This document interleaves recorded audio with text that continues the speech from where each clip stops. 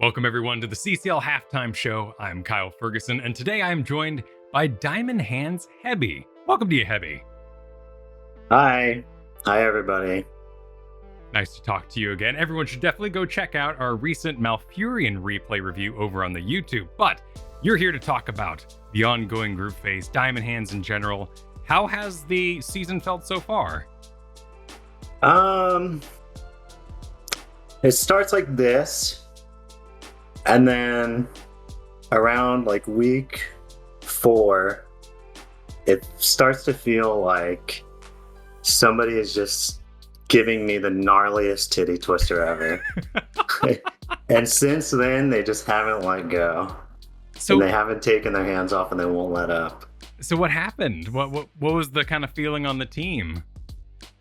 Our scrim results kind of tanked our team's mental a bit. I think we had like two pretty bad weeks of scrims, and there was kind of what felt like a communication breakdown a little bit within the team, and people. It seemed like people were pretty unhappy. Obviously, we ended up making some roster changes because I don't think you go through as much as we did behind the scenes without people feeling as though some change needs to occur, as regrettable as it may be. But yeah, I mean, that's probably the most concise way to put it. Absolutely. You're brand new to this team, Diamond Hands. You came over from Oxygen last season. Completely new roster for you. How'd that team get put together? We didn't have a draft this time, so a lot of teams were wholly imported from other tournaments or just friendly play. Yeah, so for me at least, I know that the reason I was picked up was because Valmar was going to have issues with going to LAN. So, you know, as unfortunate as that is for Diamond Hands, it was fortunate for me in a way because I get to continue playing. I mean, this is my 3rd team in 4 seasons, so I just can't seem to stop. People just won't stop drafting me, no matter how many times I'm 6th place. They just can't help themselves. So now I'm on Diamond Hands, and I'm pretty lucky to have a team again, and I'm enjoying playing with everyone on it. Awesome. Well, you certainly do the support thing well, and that's why I want to talk to you about a couple things happening in the support sphere. Like, where did Stukov go? About the entire beginning of the season, he's everywhere, constantly banned, constantly played, and now we just sort of forgot about him. I don't know. I mean, maybe he's on milk cartons and things like that, and just people haven't seen him. I think people feel as though there's like a need for a cleanse in every draft, or maybe it's just that making a functional and playable draft is far easier with one. I think if you're first phasing support, it's very it's prudent to draft a cleanse in the first phase if you are picking your healer in first phase. So, you know, it makes it easier to draft if you're picking your healer in your first phase. So that's kind of my, I guess, syllogistic way of saying it's easier to draft if you pick a healer in the first phase and that healer has a cleanse. That's fair enough. It's more flexible. You still do a bit of Brightwing though, and Brightwing, I guess that's you kind of have the light cleanse, and same with the Malfurion. I'd say so. Cleanse in like quotation marks, kind of. Okay. But that has to be kind of a weird draft experience, having come from previous metas where, I mean, support is a little more last picky. See what everything's cooking up to be.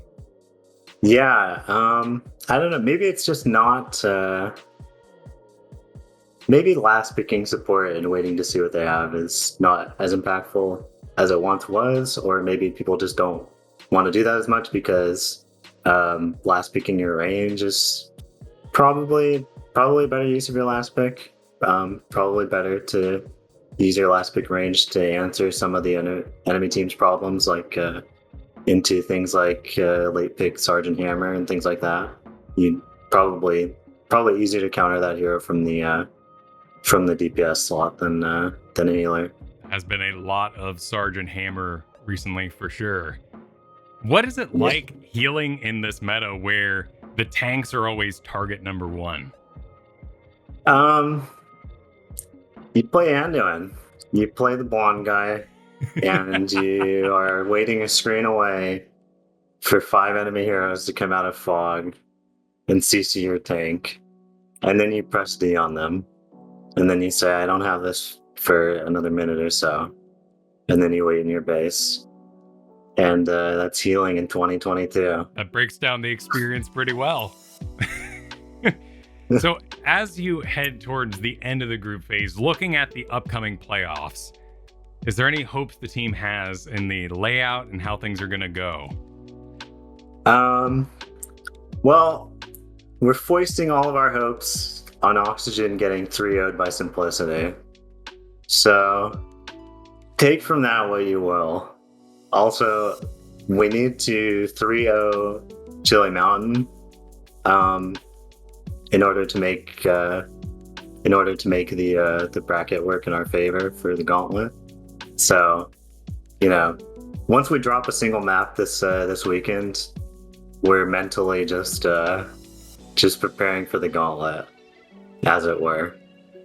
So, I mean, we're still pretty hopeful or optimistic about the series, given that Dino is one of the best players in the league, maybe one of the best DPS players, and them Chili Mountain sans Dino is certainly, with all due respect to Make, I think he's an incredible player, and we tried him out mid-season and he was great.